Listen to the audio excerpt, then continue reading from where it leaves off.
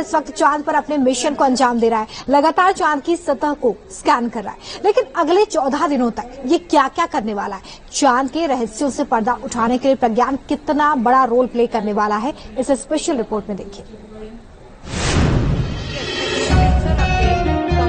Screen पे देख सकते हैं कि हम लैंडर मॉड्यूल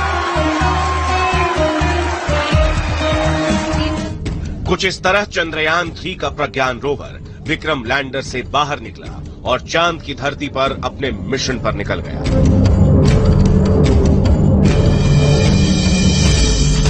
शुक्रवार की सुबह दुनिया ने देखा चांद पर हिंदुस्तान का मून वॉक। ट्विटर पर बधाई संदेशों के साथ हैशटैग प्रज्ञान लैंडर ट्रेंड करने लगा।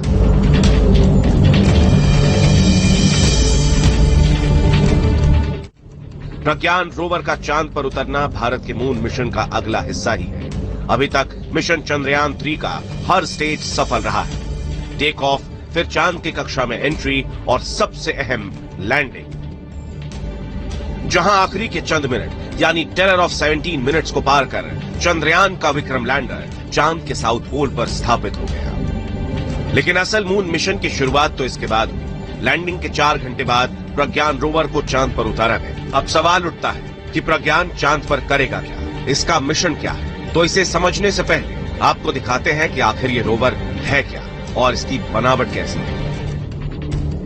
रोवर का सबसे अहम हिस्सा है उसका सोलर पैनल। प्रज्ञान पूरी तरह से सौर ऊर्जा पर चलता है, लिहाजा सोलर पैनल इसकी लाइफ लाइन का काम करता है। इसके अलावा इसके पिछले हिस्से में लगे हैं 2 कैमरे, नेविगेशन कैमरा लेफ्ट और नेविगेशन कैमरा राइट। प्रज्ञान के पीछे की तरफ अटैच है अल्ट्रा पार्टिकल एक्सरे स्पेक्ट्रोमीटर, जो चांद के सरफेस की स्कैनिंग करेगा। सोलर पैनल के ऊपर फिट है एंटीना, जिसकी मदद से सिग्नल को ट्रांसमिट और रिसीव किया जाएगा। प्रज्ञान रोवर में खास तरह के व्हील्स लगे हैं। इनकी खासियत यह है कि ये किसी भी चट्टान को आसानी से पार कर सकते हैं। इसके अलावा एक और खासियत है, ये जहां से भी गुजरेंगे इसरो के लोगो और अशोक स्तंभ के चिन्ह की छाप छोड़ते जाएंगे।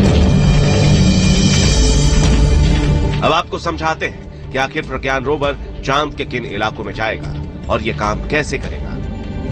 चांद पर कौन सा देश कहां पहुंचा, ये देखिए। अमेरिका और रूस के मून मिशन ज्यादातर चांद की भूमध्य रेखा के आसपास रहे। चीन चांद के नॉर्थ पोल के थोड़ा करीब जा पाया, लेकिन भारत उस जगह पर पहुंचा है जो सबसे कठिन था, यानी चंद्रमा का साउथ पोल। चांद के इस इलाके में गहरे गहरे गड्ढे हैं, ऊंची चट्टानें हैं, लेकिन प्रज्ञान में लगे कैमरे चांद के सतह को पूरी तरह से स्कैन करने में सक्षम है। स्कैन करने के बाद ये मैपिंग कर विक्रम लैंडर के जरिए इसरो के कमांड एंड कंट्रोल सेंटर में भेजी जाएगी और इसके बाद कमांड सेंटर आगे का आदेश देगा। इसी तरह से प्रज्ञान चांद पर भारत की अमिट छाप को छोड़ता हुआ आगे बढ़ता जाएगा। अब दिखाते हैं कि आखिर चंद्रयान का मेन मिशन क्या है। प्रज्ञान रोवर चांद पर क्या खोजने गया है। And all of you know it is not an easy task at all. It's a work of last so many years. Maybe for Chandrayaan 3 it's a work of last 4 years, but for Chandrayaan 2 that was a work of many years back. And the learning that we got from Chandrayaan 2 of our unsuccessful attempt to soft land has really helped us in perfecting the methodology and also to have large number of experiments, tests to prove the process of landing. दरअसल प्रज्ञान चांद की सतह की तस्वीरें भेजेगा, खास कैमरों से चांद की सतह की स्कैनिंग करेगा। प्रज्ञान चांद के मौसम का डेटा रिकॉर्ड करेगा, चांद पर आयन्स और इलेक्ट्रॉन्स की मात्रा के बारे में जानकारी देगा, चांद पर पानी के सबूत तलाशेगा, चांद की सिस्मिक एक्टिविटी यानी सतह के नीचे की हलचल की जानकारी जुटाएगा।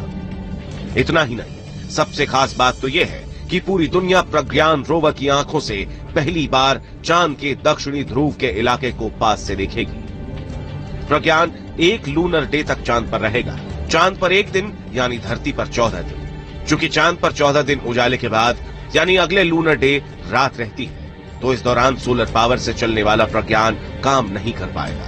हालांकि वैज्ञानिकों का कहना है कि प्रज्ञान और विक्रम एक अतिरिक्त लूनर डे काम कर सकते हैं और कुछ संभावना ऐसी है कि ये अगले लूनर डे को रिचार्ज भी हो सकते हैं। चांद पर घूम रहे प्रज्ञान रोवर से पूरी दुनिया को बहुत उम्मीदें हैं। क्योंकि उम्मीद यही जताई जा रही है कि चांद के साउथ पोल पर जिस जमे हुए पानी का जिक्र बार बार होता है, अगर प्रज्ञान ने इससे जुड़े सबूत ढूंढ निकाले तो ये इस सदी की सबसे बड़ी खोज हो सकती है। Team news nation.